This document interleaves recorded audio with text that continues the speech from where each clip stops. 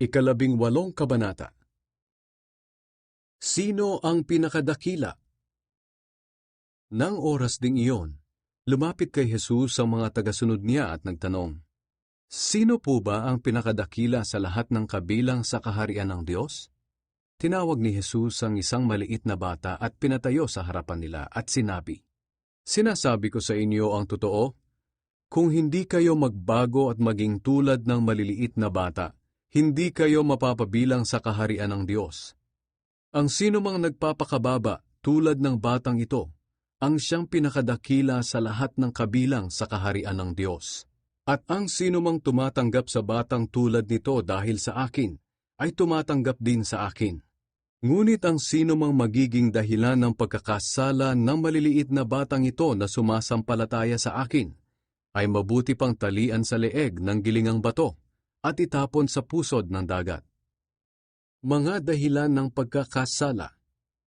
Nakakaawa ang mga tao sa mundong ito dahil sa mga bagay na naging dahilan ng kanilang pagkakasala.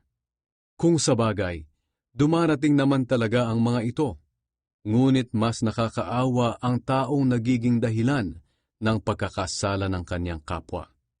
Kaya nga, kung ang kamay o paa mo ang dahilan ng iyong pagkakasala, putulin mo ito at itapon.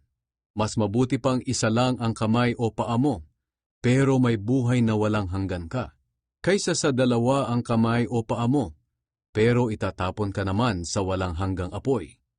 At kung ang mata mo ang dahilan ng iyong pagkakasala, dukitin mo ito at itapon. Mas mabuti pang isa lang ang mata mo, pero may buhay na walang hanggan ka, kaysa sa dalawa nga ang mata mo, pero itatapon ka naman sa apoy ng impyerno. Ang nawawalang tupa. Tiyakin ninyo na hindi nyo hahamakin ang kahit isa sa maliliit na batang ito. Dahil tandaan nyo, ang mga anghel na nagbabantay sa kanila ay laging nasa harapan ng aking Ama sa langit. Sapagkat ako na anak ng tao ay naparito sa mundo upang iligtas ang mga nawawala. Ano sa palagay ninyo ang gagawin ng taong may 100 tupa kung mawala ang isa? Hindi ba't iiwan niya ang 99 sa burol at hahanapin ang nawawala? At kapag nakita na niya ang nawalang tupa, mas matutuwa pa siya rito, kaysa sa 99 na hindi nawala. Ganito rin naman ang nararamdaman ng inyong Amang nasa langit. Ayaw niyang mawala ang kahit isa sa maliliit na batang ito. Kung magkasala ang isang kapatid. Kung magkasala sa iyo ang iyong kapatid, puntahan mo siya at kausapin ng sarilinan. Pagsabihan mo siya tungkol sa ginawa niya. Kung makikinig siya sa iyo, magkakaayos kayong muli at mapapanumbalik mo siya sa Diyos. Pero kung ayaw niyang makinig sa iyo, magsama ka ng 1 o 2 pang kapatid sa pananampalataya, para ang lahat ng pag-uusapan ninyo ay mapapatotohanan ng 2 o 3 saksi, ayon sa kasulatan. Kung ayaw niyang makinig sa kanila, ipaalam ito sa iglesia. At kung pati sa iglesia ay ayaw niyang makinig, ituring ninyo siya bilang isang taong hindi kumikilala sa Diyos o isang maniningil ng buwis. Kapangyarihang magbawal at magpahintulot. Sinasabi ko sa inyo ang totoo, anuman ang ipagbawal ninyo sa lupa ay ipagbabawal din sa langit. At anuman ang ipahintulot ninyo sa lupa ay ipapahintulot din sa langit. Sinasabi ko rin sa inyo na kung magkasundo ang 2 sa inyo rito sa mundo na ipanalangin ang anumang bagay, ipagkakaloob ito ng aking Amang nasa langit. Sapagkat kung saan may 2 o 3 nagkakatipon dahil sa akin, kasama nila ako. Ang talinghaga tungkol sa utusan na ayaw magpatawad. Lumapit si Pedro kay Jesus at nagtanong, "Panginoon, ilang beses ko po bang patatawarin ang kapatid na laging nagkakasala sa akin? 7 beses po ba?" Sumagot si Jesus, "Hindi lang 7 beses, kundi 77 beses. Sapagkat ang paghahari ng Diyos ay maitutulad sa kwentong ito. May isang hari na nagpatawag sa mga alipin niya para singilin sa kanilang mga utang.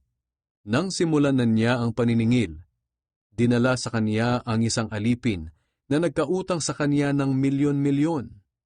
Dahil hindi siya makabayad, iniutos ng hari na ipagbili siya bilang alipin, pati ang kanyang asawa at mga anak, at lahat ng ari-arian niya, para mabayaran ang kanyang utang.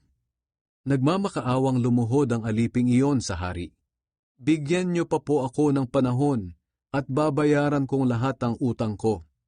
Naawa sa kanya ang hari, kaya pinatawad na lang siya sa kanyang utang at pinauwi. Pagkaalis ng aliping iyon, nakasalubong niya ang isang kapwa alipin na nagkakautang sa kanya ng kaunting halaga. Sinunggaban niya ito at sinakal, sabay sabi, "Bayaran mo ang utang mo sa akin." Lumuhod ang kapwa niya alipin at nagmakaawa. "Bigyan mo pa ako ng panahon at babayaran kita." Pero hindi siya pumayag. Sa halip, ipinakulong niya ang kapwa niya alipin hanggang sa makabayad ito. Nang makita ito ng iba pang utusan, sumama ang loob nila. Kaya pumunta sila sa hari at isinumbong ang lahat ng nangyari. Ipinatawag ng hari ang alipin at sinabi sa kanya, "Napakasama mong utusan. Pinatawad kita sa utang mo dahil nagmamakaawa ka sa akin. Hindi ba dapat naawa ka rin sa kapwa mo alipin, gaya ng pagkaawa ko sa iyo?" Sa galit ng hari, ipinakulong niya ang alipin hanggang sa mabayaran nito ang lahat ng utang niya. At pagkatapos, sinabi ni Jesus sa kanila, "Ganyan din ang gagawin ng inyong amang nasa langit kung hindi kayo magpapatawad ng buong puso sa inyong kapwa."